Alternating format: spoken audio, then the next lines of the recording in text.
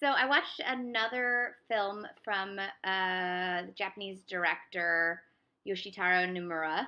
This is the last of his noirs. That's normally I try to keep limit how many noirs from one director I watch during Noirvember. But wow, it's really dark. Can you see my face? Oh my god, lights! Ah. Okay, well whatever. It's noir. Um, Normally I try to limit one or two from a certain director per Noirvember or a whole every day a different director. But the Nomura films, there we go. You can see my face again. The Nomura films are mostly not available in America other than on Criterion Channel right now on Filmstruck, and obviously that's about to go away, so I had to watch them. And I'm glad I did. The one I watched a couple days ago that wasn't quite noir, I enjoyed even though it wasn't quite noir. But the first two I watched that were Stakeout and I can't remember the other one, the one with the multiple women. They were really good and straight just noir.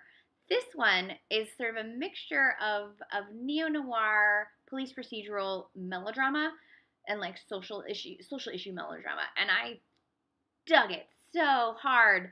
Um, so it's based on a novel by Matsumoto, and the novel is apparently very um, non-linear, and then so is this film. I can't see my own face. There we go. Oh my god, why is this so hard? It's too bright outside for this kind of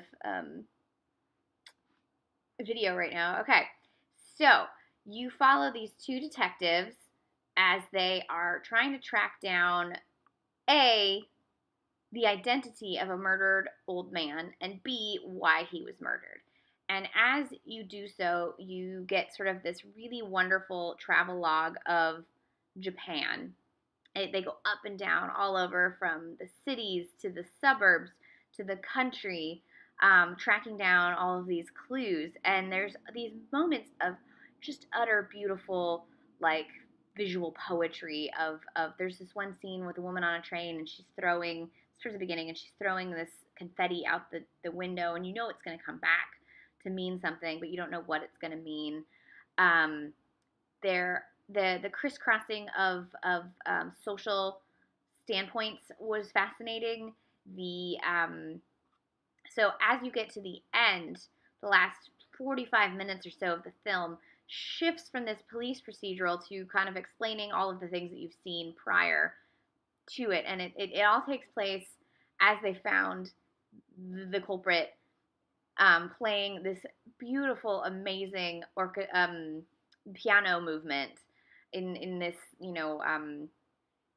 concert venue, and it's gorgeous and lush, and this composition is moving and emotive, and then it cuts between his playing and this lush setting to the countryside and the old man and his son back when they were and not as old, obviously, in the post-war years, and it shows them going on their journey and how they wound up where they wound up in the latter part of, or the earlier part of the film, in the future or the present from the past. And the way they cross-cut between his emotions as he's playing the piano and the emotional crux of the story is so deftly done. I could not handle it. It was amazing. And the sort of juxtaposition between the cruelty of social norms and the serenity of the Japanese countryside, I thought was brilliant. This is really the culmination of everything Nomura has done in previous films, mixing, psychosexual things with police procedural, with obsession, with class criticisms, with rural versus city, and whether any of them are neither of them are perfect, and the breaking down of veneers. There's also several shots that were callbacks to earlier noir films in the Japanese sort of style noir, and so having seen now at this point several Japanese noir films over the last few years, seeing a film like this that was very much a neo-Japanese noir was amazing as well, because some of those earlier Japanese noirs were riffs on the American noirs, but in a very Japanese way. And then this is a neo noir in the sense that some of the 70s noirs were riffing on in America were riffing on American films. This is like American noir fed into Japan and then back into the not ethos, I can't think of the word I'm looking for. The style of just Japanese cinema and Japanese culture. Um, Beautiful film. It's 2.5 hours. Does not feel it at all. It flows. Yeah, the genre changes.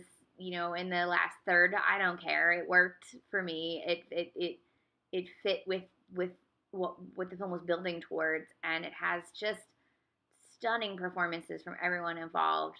So if you don't like your noir with tinged in melodrama, then this film's not for you. But if you love films like Mildred Pierce or humoresque, I'm thinking of all these like Joan melodrama noirs, then you'll super dig this film. It's just a great mishmash of melodrama, social criticism, noir, police procedural, everything you want in a movie. Lush cinematography. I don't know that the Japanese countryside ever looked so beautiful, nor did the bright lights of the Japanese suburbs ever look so illuminated. It's just beautifully made film, and I'm glad I watched it. And it's not available like in America pretty much at all. So track it down, watch it. You got a couple days to watch it on the Criterion Channel. 100% worth it. It is fantastic.